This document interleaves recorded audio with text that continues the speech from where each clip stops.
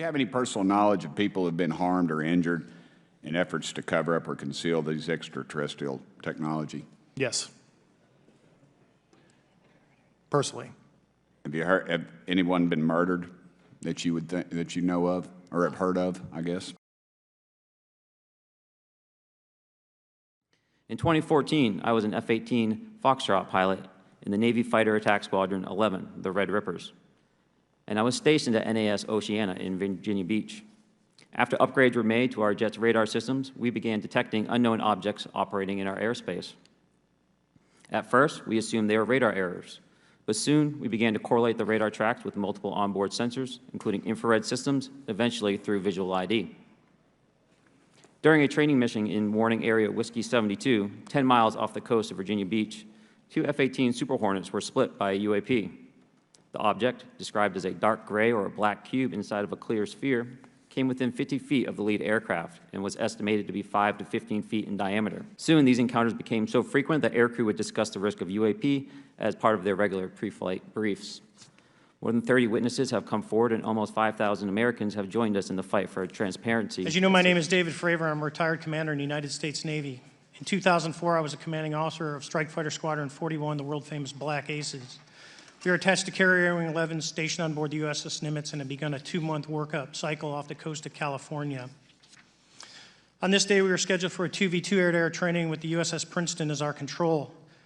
When we launched off Nimitz, my wingman was joining up. We were told that the training was going to be suspended and we were going to proceed with real-world tasking. As we proceeded to the west, the air controller was counting down the range to an object that we were going to, and we were unaware of what we were going to see when we arrived. The controller had told us that these objects had been observed for over 2 weeks, coming down from over 80,000 feet, rapidly descending to 20,000 feet, hanging out for hours, and then going straight back up. For those who don't realize, above 80,000 feet is space. We arrived at the location at approximately 20,000 feet, and the controller called merge plot, which means that our radar blip was now in the same resolution cell as the contact. As we looked around, we noticed that we saw some whitewater off our right side. It's important to note that the weather on this day was as close to perfect as you could ask for off the coast of San Diego. Clear skies, light winds, calm seas, no whitecaps from waves. So the whitewater stood out in a large blue ocean. All four of us, because we were in F-18Fs, so we had pilots and Wizzo in the back seat, looked down saw a white tic-tac object with a longitudinal axis pointing north-south and moving very abruptly over the water like a ping-pong ball. There were no rotors, no rotor wash, or any sign of visible control surfaces like wings. As we started clockwise towards the object, my Wizzo and I decided to go down and take a closer look with the other aircraft staying in high cover to observe both us and the tic-tac. We proceeded around the circle about 90 degrees from the start of our descent, and the object suddenly shifted its longitudinal axis, aligned it with my aircraft, and began to climb. We continued down another 270 degrees, nose low, where the tic-tac, or we considered 270 degrees to where, and we went nose low to where the tic-tac would have been. Our altitude at this point was about 15,000 feet, and the tic-tac was about 12,000. As we pulled nose onto the object, within about a half mile of it, it rapidly accelerated in front of us and disappeared. Our wingmen, roughly 8,000 feet above us, lost contact also. We immediately turned back to see where the whitewater was at, and it was gone also. So as we started to turn back towards the east, the controller came up and said, "Sir, you're not going to believe this, but that thing is at your cap point, roughly 60 miles away in less than a minute. You can calculate the speed." We returned to Nimitz. We were taking off our gear. We were talking to one of my crews that was getting ready to launch. We mentioned it to them, and they went out and luckily got the video that you see, that 90-second video. What you don't see is the radar tape that was never released, and we don't know where it's at, of the active jamming that the object put on an APG-73 radar, and I can get into modes later if you're kind of to play the devil's advocate, a reason why some of this stuff should not be available to the public? There's certainly some national security concerns when we use our advanced sensors in our tactical jets to be able to identify these objects. However, there's no reason that the objects themselves would be classified. This has been around for a long period of time. Can any of the three of you think of any reason why anything related to UAPs, say 15 years and back, should not be immediately made public? I think one of it is acknowledging a vulnerability, both from a collection and I'll just say a countermeasure perspective. So it's that we haven't cracked for many years. Yeah. Even say 20 years back. Is there any reason why, when you go back that far, things shouldn't be made public? Unless it shows a specific national security vulnerability as it relates to a weakness in a particular defense system. Okay, Mr. Frey, based off of each of your experiences and observations, do you believe UAPs pose a potential threat to our national security? Yes, and here's why. The technology that we faced was far superior than anything that we had, and you could put that anywhere. If you had one, you captured one, you reverse engineered it, you got it to work, you're talking something that can go into space, go someplace, drop down in a matter of seconds, do whatever it wants, and leave, and there's nothing we can do about it. Nothing. These objects off the eastern seaboard in the 2014 to 2015 time period, anyone that had upgraded their radar systems were seeing these objects. So there was a large number of... Nor do we have anything that can, like in our situation, come down from space, hang out for 3 hours, and go back up. Thank you. Mr. Gresh, finally, do you believe that our government is in possession of UAPs? Absolutely, based on interviewing over 40 witnesses over 4 years. And where? I know the exact locations, and those locations were provided to the Inspector General, and some of which to the intelligence committees. I actually had the people with the firsthand knowledge provide a protected disclosure to the Inspector General. Thank you. And Mr. Graves, again, I'd like to know, how do you know that these were not our aircraft?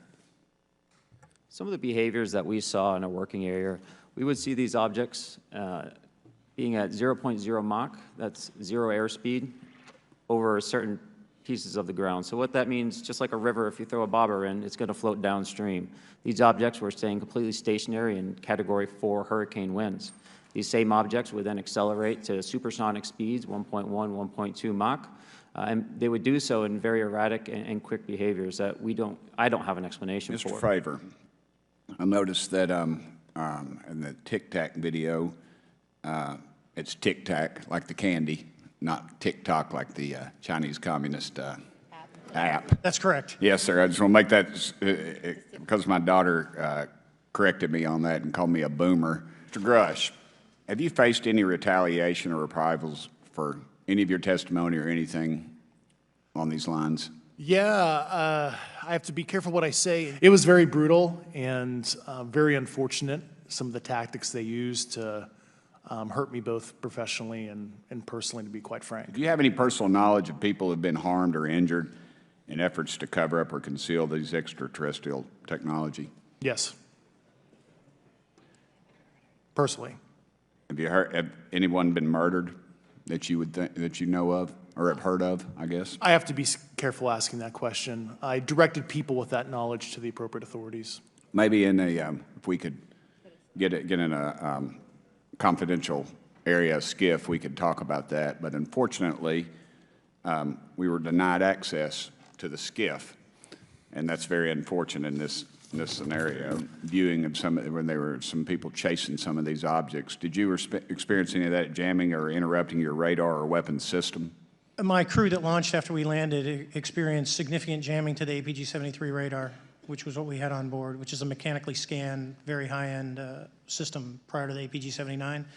And yes, it did pretty much everything you could do, range, velocity, aspect, and then it spit the lock, and the targeting pod is passive. That's what we were able to get the video. The events initially occurred. I've learned that the objects have been detected essentially where all operations, Navy operations are being conducted across the world.